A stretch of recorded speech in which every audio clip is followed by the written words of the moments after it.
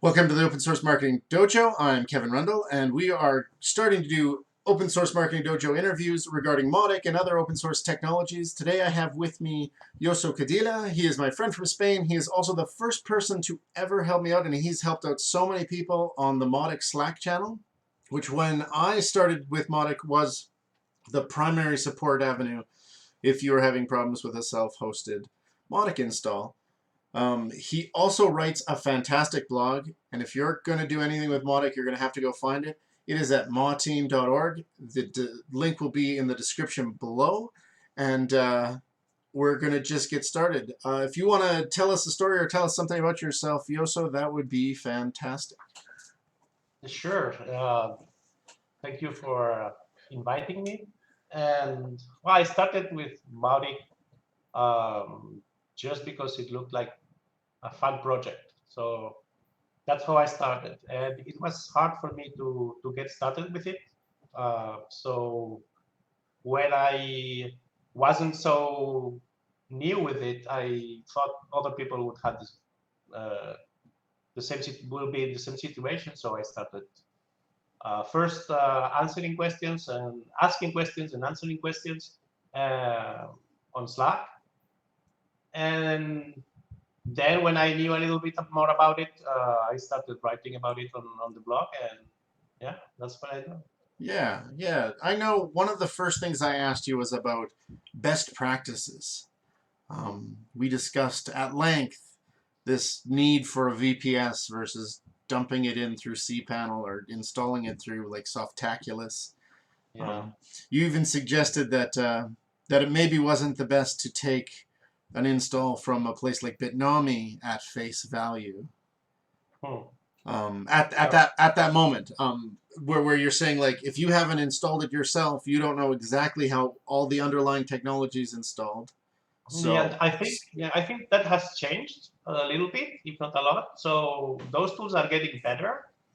But anyway, Mautic keeps being hard to deal with in respect. It usually brings new bugs with the new versions. It's right, and that's how for it is. yeah, we've discussed at length that I've moved to anything that I've been doing self-hosted as production. I've kept Mhm. at 2.14.2, Yeah. Hmm. and we discussed that not that long ago. And then with 2.15.3 coming out, and the fact that PHP is no longer wanting to support anything but 7, really, it might be time that you just have to get up and hike over to 2.15. Do you? I haven't actually played with 15.3 a ton. I installed it once on a test server. It seemed fine, but sometimes where you find the bugs are places that no bug existed in the past. Like you don't Mm. see much reason why they would have changed code there, and now it doesn't work. Yeah. Yeah, and that's the deal with using the command line. If Yeah. you are using some tool and some bug is hitting you, you have twice the problems that anyone else would have. You have the problems that everyone has, plus the Bitnami or the cPanel problems that are added on top of that. And usually, those tools use either the last version or not the last version. So some version that's 1 month old or something, because everything takes time. Yeah. So until they update, yeah. So usually, what I recommend is to use any version that ends in zero point 0.2 or zero point 0.3. And the last one seems pretty good to me. I mean, yeah, 2.14.2 is maybe the most stable version to date, but 2.15.3 looks very, very promising. And for now, it's not giving too much trouble to anyone. So I think it's a good starting point. For example, if you want to keep um, your PHP version Up to up to date. Yeah. date, yeah, it's maybe a better idea to go to with 2.15.3 than 2.14.2. Yeah, and that makes 100% sense to me.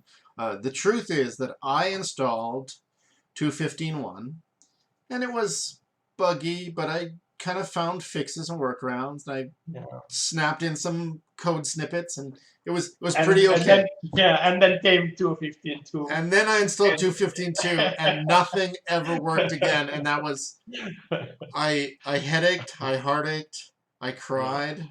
I had I had a little tantrum over in the corner by some of my kids' art behind me. I'm like, I won't play anymore. Mautic's the worst. And then of course I sucked it up and I breathed in and I set up a server with an older version of PHP and I installed 2.14.2 and I reset up the 5 automations that like the oh, why can I not think of the word now? The campaigns I had, and I got all the tracking coming back in from the website properly, and it was working again. And I thought, oh man, there's just nothing is broken in 14.2. Like nothing that I haven't already dealt with and know how to deal with. Exactly. Yeah. There are like 4 things, 4 bugs, and the solution is already a GitHub. So you just download the PR, Yeah, install manually, and it works. yeah, exactly, right. It's a wget versus Yeah.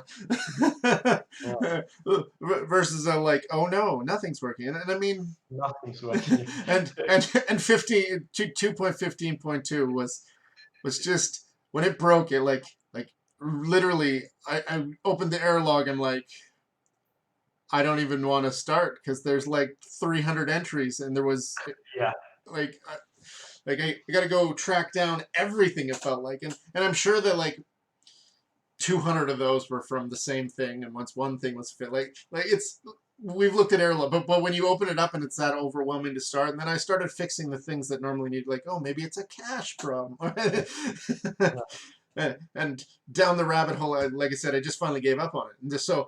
I've been really reluctant to dig into 2.15.3, but everybody else has said, just do it, man. Just do it. You'll be fine. You're good at this stuff. Oh, yay. Yeah. No, it's working fine. It's working fine. I think Yeah. And it's going my to tests be. all worked perfect, actually. Like, I seriously have had no issues with 2.15.3. I haven't even found any old bugs, such as it was, right? Yeah. Well, the So, good thing is that 2.15.3 is almost purely bug fix um, release, which didn't happen. I think the only time we had an XX.3 was like 3 or 3.5 years ago, and it was only once. So this is the second time in the Mautic history that we get a 0.3 version, which it means something. It's kind of stable, so it's a good starting yeah, point. and like I said, I've tested it a bit, like not millions of emails, but I've sent a few emails from it. I mean, as much as you can test it without putting it into a position of being truly production, um, and protecting domains. um, so you're sending billions of emails through Mautic at this point, I would presume. Oh no, not really. No, not Uh, really. What is your biggest monthly load?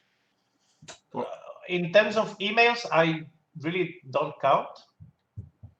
In terms of contacts, I have one client with now should be about 3 million, 3.4 million contacts. That's the biggest one I worked with. But nowadays I'm working more on multi-tenant kind of or multi-replication kind of installations. And I started a few months ago working with containers and putting everything in containers and moving things around. And it's really, I mean, I have fun with that. I love it. yeah, so you're So talking a Docker container, or what type of container system are you using? yeah, I started with Docker and tried to bring Mautic into Kubernetes, and I wasn't happy, and some things like databases were not as that it wasn't a nice flow, and I discovered Lexi, which is Linux containers, which is what there's It, it's the oldest container technology, and Docker is based on that. Nowadays, it's maybe not completely, but strongly rewritten, and it differs a lot. But in the beginning, Docker was an Lexi container too. Oh, So interesting. yeah, so like you have Kubernetes, which is Yeah. just related, but not the same project as Docker. It just Kubernetes just happens to use Docker. In fact, Kubernetes is supposed to be agnostic, but they are an agnostic platform, but the only possible container you can use with them happens to be Docker. So not so agnostic anymore.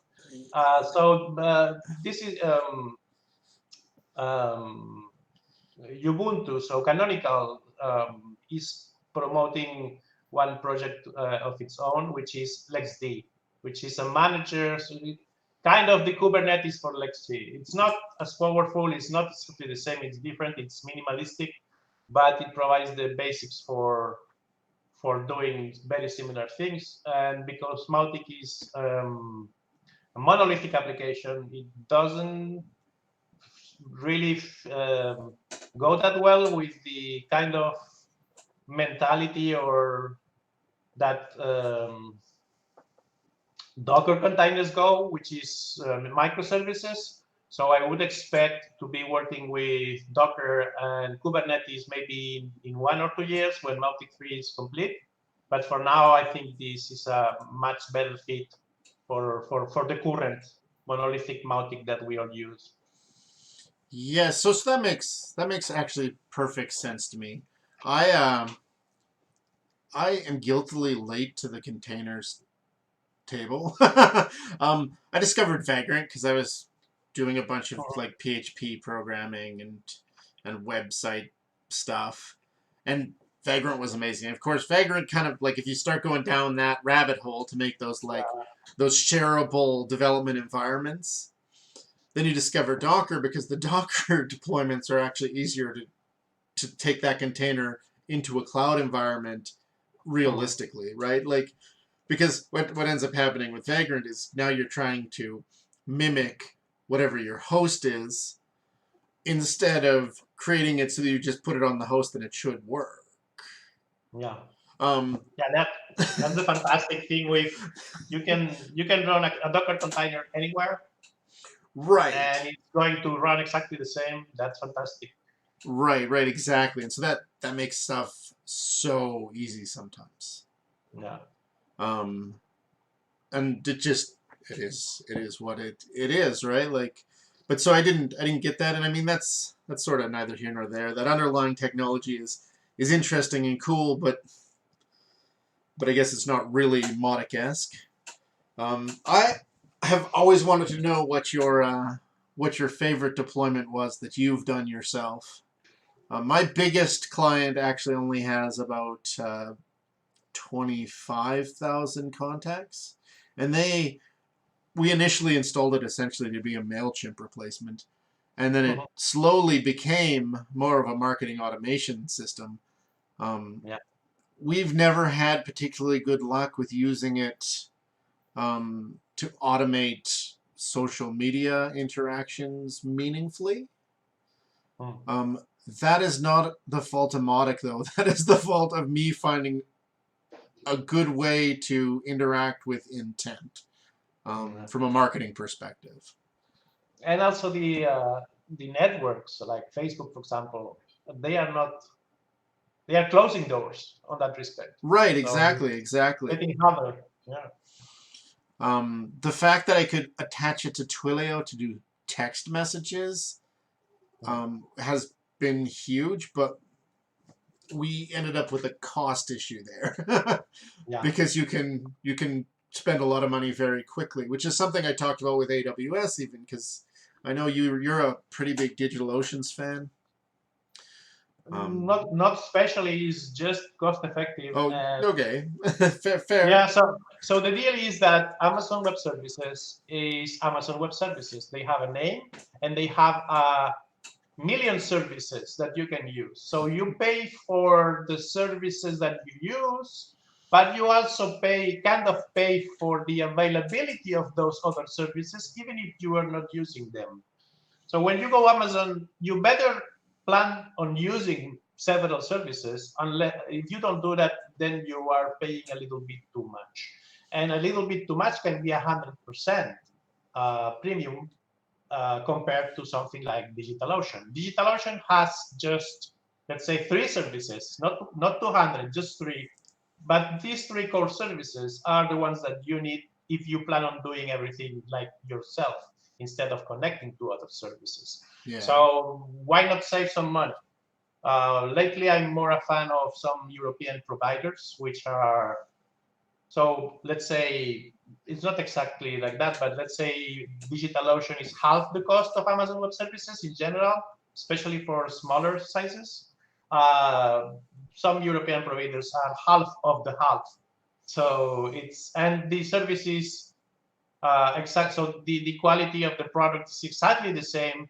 You just don't have any services at all, or you have just 1 or 2 extra services, like, for example, um, the storage. You can get block storage. Everyone has that Right. nowadays. So But I agree with you. I agree with you there entirely. I guiltily have been working towards my AWS Solutions Architect certification. I'm going to be writing that before Christmas here. Okay. And so I've been living in AWS, right? Like, you're a technical guy. I kind of talked about this with another person in a similar format, and I said, so I've been doing it a lot because I'm trying to get the certification, and there's no way to get it. And so one of the things that I found is, like, when I dealt with the DigitalOcean stuff, I always feel like, oh, I wish I just had these 3 features. Which you're right, because Amazon's so big and it has everything and it's so customizable. They're not always comparing, right? It's comparing a pie to a donut. They're both tasty desserts, but they aren't the same thing. and also there's the learning curve, because you can go into DigitalOcean and go out in 5 minutes with a couple droplets, which are which is their name for VPS. Yeah. And in 5 minutes. And if you are new to Amazon Web Services and you log in, you can spend 1 or 2 days before you figure out how to just get one simple instance for your usage. So, and that is why the last videos I've been doing, and I don't know if you've ever seen my YouTube channel, but I just did a video on AWS Lightsail, because it is actually kind of the most comparable to DigitalOcean's for ease of use. Yeah. Yes. And that's why I was started there, because, like, if I'm going to show you how to do EC2, for most newbies, they're going to be about 2 minutes into this. And they're going to have been scared away because they couldn't get the SSH working before they even got anything done. I remember the first time I used Amazon. That was, I don't know, 2011 or something like that, or 10. The first thing is that I couldn't use a password. I just couldn't use a password. I had to use a key, and I never used a key before, so I was completely lost, and it took me like 1 day to figure out the key thing. So I guiltily understand, like, I'd used keys before, so I understood the key, but I didn't attach the security group properly, and I spent 2 days, and then I was security groups, yeah. And then I was reading this other thing, and I was trying to attach EC2 to S3, and I needed to go into IAM. And so now we're talking, like, there's a whole bunch of people like, what is he talking about? So IAM is the authentication, the management for, like, your security groups and your permissions for separate user sets, just for the viewers that are listening. And S3 is a block storage solution, and EC2 is a compute solution, so it's your hosting availability. It's your server on the internet.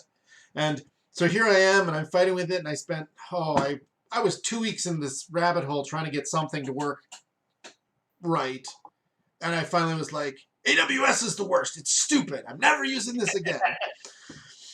And I went and I got a VPS from some managed place. I mean, and pretty technical most of the time, but I just following the tutorials that exist on the internet was not working for me. Hmm. And because it wasn't working for me, I gave up on it. And I'm glad I came back. And it was Mautic that brought me back. Because SES is the most cost-effective solution for email that is managed by somebody else and is going to protect you a little bit from... I don't want to use the word protect because that's wrong and I don't want to mislead a viewer. But because it's so important not to be a spammer, and it's so important to protect your IP and your domain and not have too big a complaint rate, you don't want to host the email yourself on your own SMTP server for outgoing. There are 1,000 things that could go wrong, and if they go wrong, it's impossible for you to fix them yourself. You can screw badly, Amazon says to if you're not careful. Anyway, No, so yeah, of course you can, but Amazon's going to shut you down before you actually get yourself into purgatory, and they're so good about protecting their IPs. Like, they don't give a shit about your domain, but they're so good about protecting their IPs, you are pretty certain that it's not the IP address that's screwing you. Almost always. Another thing, so now we can look it the other way around. So for example, security groups are a pain in the ass sometimes, but but if you go to DigitalOcean or you go to some of the other providers, they have a firewall that you can configure, but this firewall won't start working until you create your droplet or your VPS. So you have to first create your VPS, and then you have to apply the firewall to your VPS, which means that for some seconds or minutes, your VPS is unprotected. That will never happen on Amazon WS. Yes. Sorry. Yeah. Because you first create the firewall, and then when at the very moment that the VPS is created, it's already attached. Everything's closed. Yeah. So that actually, I had a server set up, and I was going along with life, created my SSL certificate, and then I created a snapshot, and I spooled up the next instance, and I changed the security group because I was doing something, and I forgot to add 443. And you were out. And it didn't work. It didn't work on the internet. And it took me embarrassingly like 90 minutes to realize, oh, it's my security group that's screwing me. It's not the instance.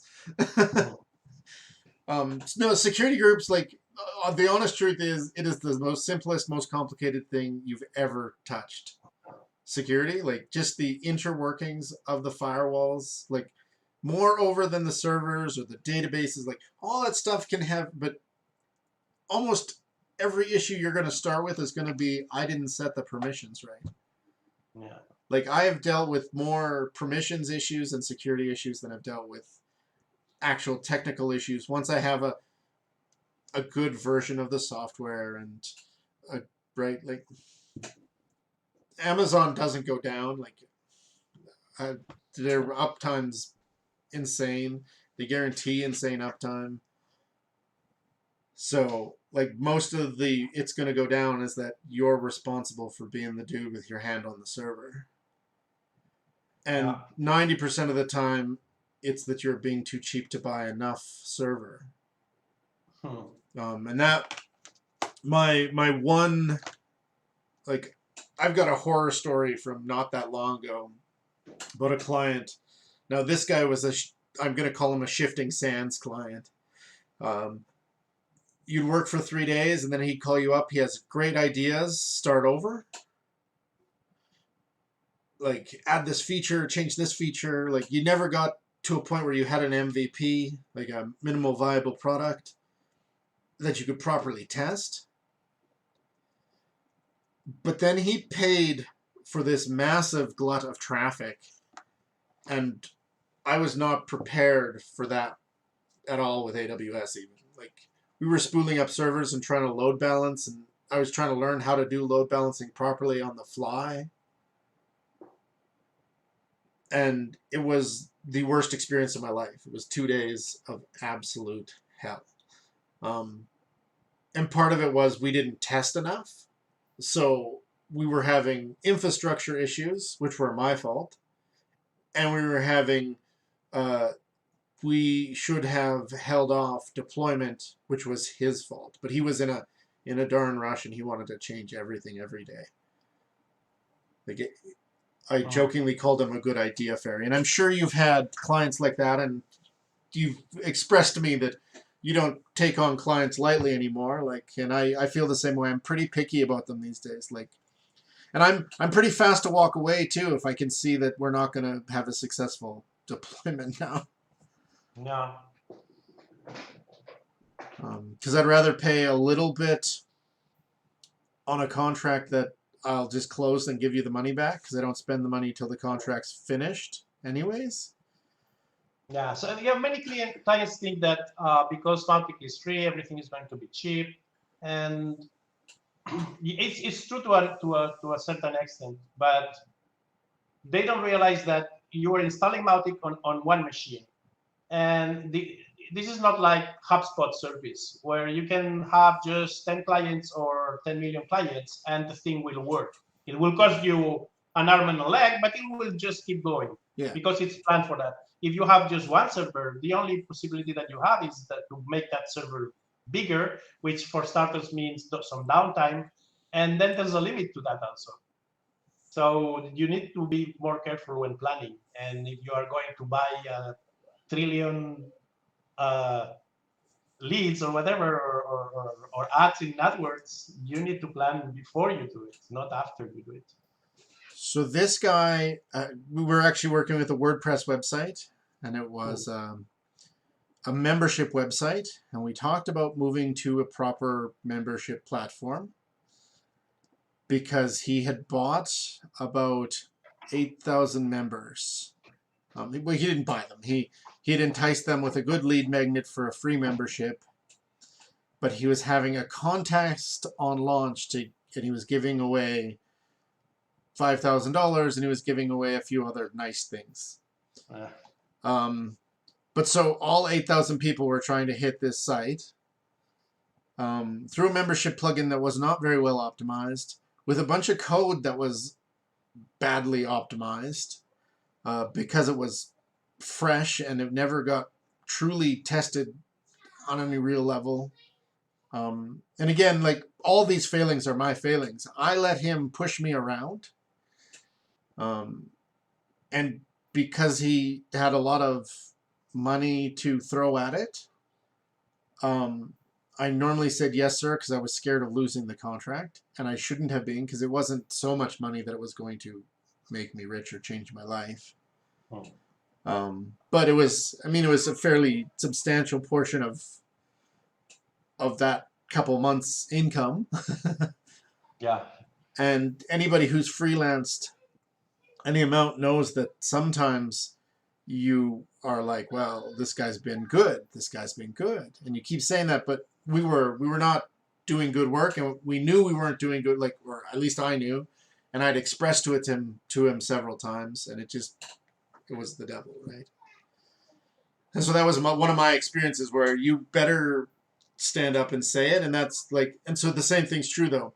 We talked about me performing $2 miracles, and that's what people think Mautic will do. And I've found that with even North American clients. They go, oh, the software's free to download. Like, the licensing's free. And I just made air quotes. And I say, well, yes, but there are costs for administration and there are costs for hardware. And then, like, but you get it up and running, and you're running on, let's say, $50 a month as you're starting to build your list, or you're plunking your list in and you're sending a couple emails, or you're doing whatever. And they're like, oh, so it's $50 a month. And then something changes and you have to explain, well, we really should, right? It's that. And that's where I find Amazon gets you, is like, every time you add a little bit more, it can very quickly become very expensive. Yeah. Um, And it's not really optimized for database loads. And even if you get the RDS or Aurora or everything is networked. So through the network, you can only get so much speed in the end. so I had not discovered that yet, but again, I don't have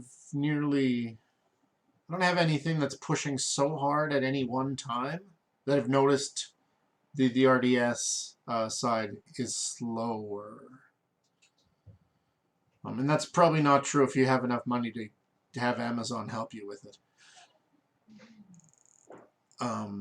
Well, the fact that the database is on, you communicate to it through a network device, it's going to be there no matter who's helping you with it. That's a limitation of how it works. So you can do so many tricks, but in the end, the speed of the network is the speed of the network. I suppose you end up at this point where you need to go to bare metal if you're like you actually have to go to dedicated servers. You're right. I see what you're saying. And nobody listens to that, but it's the truth. But nobody wants to go dedicated. No, and then that is true. That is true. The cloud is the new heaven, and I don't even mention it. I mean, I believe that's true, but I don't even mention it anymore because when I mention it, I lose face. So I just don't mention it anymore. But it's the truth. Dedicated is the best platform we can go, and after that, or maybe even better than that, is like the bare metal cloud services that there are. But this is very expensive. So Yeah, Packet, absolutely. yeah, Packet, for example, this is crazy expensive. I think it's even more expensive than Amazon. So we're coming up on that 30-minute mark here. So what I'm going to do is I'm going to ask you just a couple questions that I sort of think the viewership cares about. But what we've talked about has been super interesting, and I appreciate your time, Yuso. If you were to give somebody one suggestion for starting, just getting into Mautic, if they're just trying to be somebody who wants to play with it, or they're a solopreneur and they think they're going to do it themselves because they're fairly technical, what would be your one suggestion?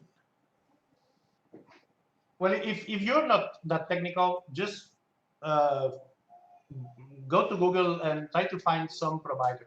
There is not only just Mautic. There are many other providers that are not expensive. Also, if you really are zero technical and you want zero trouble, just don't go with Mautic. There are other tools, Yeah, and they are $50 a month or something like that. So it's really not. There are plenty.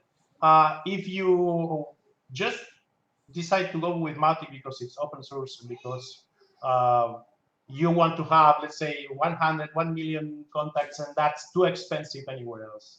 Just go to Mautic.org or any other, so Google it and Google Mautic install and just do it by hand.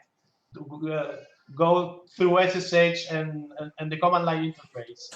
And it might be daunting at first, but it's not that hard, and it's very I don't know, it's an enriching experience like you experience yourself. Yeah, and I did also. So yeah, it's going to be maybe a few days or maybe a few weeks of pain, but it's really worth it. And after that, when anything breaks, you got the tools, you got the language, and you probably have some contacts, some people that can help you with anything that comes after that. So I'm 100% with you. Like, if you're not super technical, or if you're a little bit scared of the technical, hire somebody.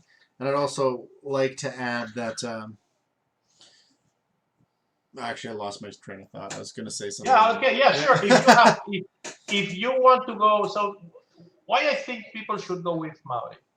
The first reason is because it's open source, but this is not really relevant to most businesses. They don't really care that much. So the second reason is the expense, the long or mid-time or long-time expense, especially if you are well over 100,000 contacts. The cost of that amount of contacts in even the cheapest solutions out there for marketing automation is going to be in the thousands, if not in the tens of thousands of dollars per month, and make sure that you have to pay 1 year in advance, plus some $2,000 for training or something like that. So it's crazy expensive. Mautic offers you a solution that you can grow with. It's not going to be free. The software is free, but you're going to be having to learn things or hire people to do things for you. Yeah. But in the end, the cost is going to be like 1/10. When you start running hundreds of thousands of leads, the cost is going to be about 1/10. 1/10 of $100,000 a month is still going to be 1,000 or 2,000 a month. Yeah, but this is so this is really a very good deal. The other thing that always comes back to me is you own your data. That data is yours, and if you want to take that data and move it somewhere else, it's your deal. Yeah.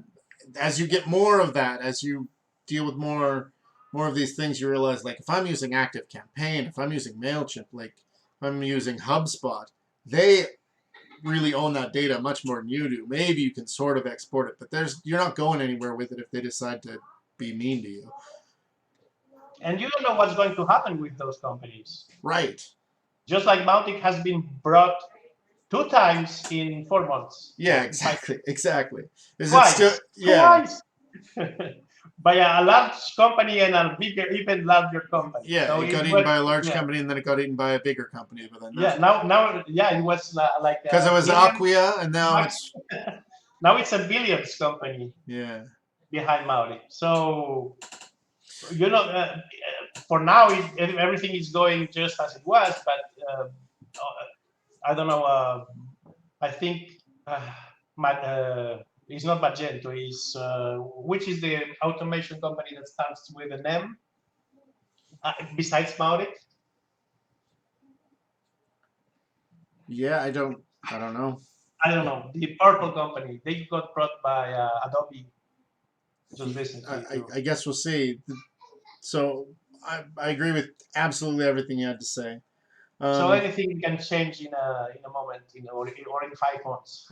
Yeah. So if you control your own marketing automation or as much of the stack that you use, it's open source, you are in full control of it. Otherwise, it becomes yours. That's kind of what I was saying, right? It's yours, and that's why I like open source a lot. But again, I'm a technical person who's been a technical person for a long time. Yeah, open source is much nicer if you are kind of technical, or at least if you are not yet, you love it and you are willing to learn a lot. Yeah, and I mean a lot. Like, I lucked out. I had one of those same temper tantrums that I talked about earlier over Windows a decade ago, and I started using Ubuntu and then Linux Mint, and now I haven't been on a Windows computer in years. Everything's Linux. The first thing I do when I go buy a new PC is install Linux on it, right? Uninstall Windows. Uninstall Windows. Here's a little G-parted. Get rid of that virus. Okay, let's put on some open source software. And I'm going to just let you dump all your information one more time, and then we'll wrap up this conversation. It's been such a lovely opportunity to get to talk to you, Yosu. And I'm going to continue to speak to you on Slack, I'm sure, and we're going to continue to agree and disagree on all sorts of things. And I'm following your blog. I check it once a week at least. And I've read almost everything you've written, so I'm definitely a fan. Definitely check out mauteam.org. Again, the link will be in the description down below. And, so in there, I've been writing a lot of technical and opinion stuff. And so when I start a new post, I start just with an idea. I put the idea somewhere, and it takes 1 day, 1 month, not 1 year, but several months until I release it. So I stopped working or starting work on technical stuff, and now I'm going to start working more on user stuff. So how to build campaigns and more marketing stuff. So how to use Mautic to provide delightful experiences and stuff like that. Amazing, because that's where the YouTube channel is supposed to go. I'm actually only doing this really technical stuff because if It's you're the doing basics. Yeah, right, you have to exactly. cover the If basics. you don't give people this stuff, you Yeah. get these questions, then you end up like going down the rabbit hole of the questions. If I can Yeah, in always the just end. refer back to that old article, if I can refer to that old video and say, Yeah, hey, go check out these videos, it'll get you started. And then yeah. I can just update them once every once every version, or say Mhm. don't do that version. We're going somewhere. Yeah, you have that on Mautic. I try to keep a list of the recent releases and which ones, like for example, Yeah, you guys 252. under download Mautic. I actually think Yeah, that is a fantastic. Like if you go to mauteam.org/download Mautic, I guess it's double / for some reason. something like But that. Yeah, if you go there and you click download Mautic on the right hand side, guys, yeah, um, he has got the best breakdown of all the versions I've seen on the internet. You team that up with one of his latest articles, and you at least have the know-how to do the math for what you want to do and get the right version installed, and then all you have to do is figure out what the heck you're doing. yeah. And after that's done, I'm planning from zero to hero, meaning that I will be, so my blog is made with Word. It was made with Joomla. I moved to WordPress, but it doesn't have Mautic working for it yet.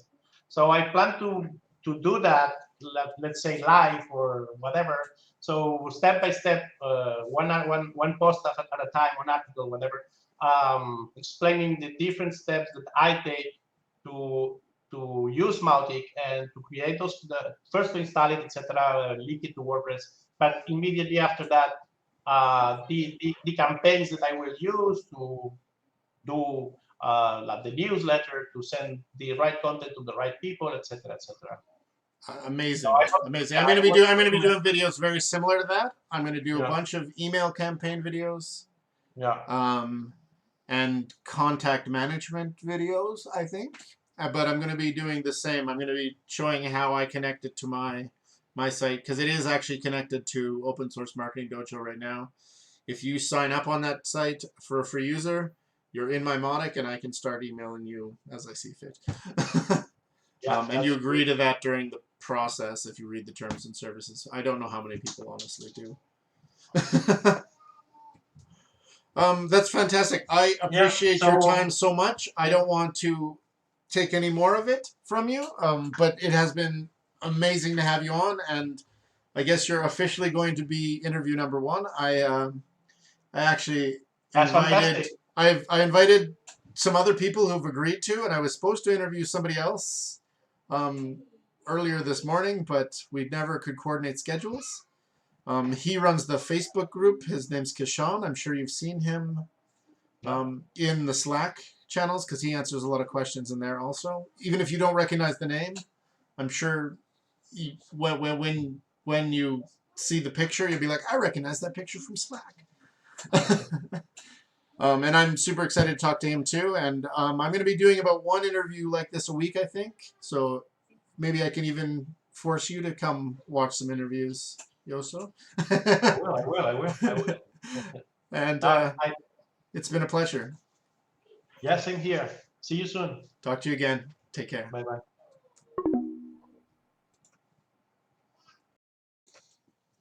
Thanks for joining us for this amazing interview. If you like this type of content, please make sure you hit the big thumbs up button. If you don't, hit the big thumbs down so I know not to do more of these interviews. I'm going to do them anyways. And if you want to keep along with us for more Mautic stuff, more AWS stuff, and more just general open source marketing solutions, stick around and subscribe.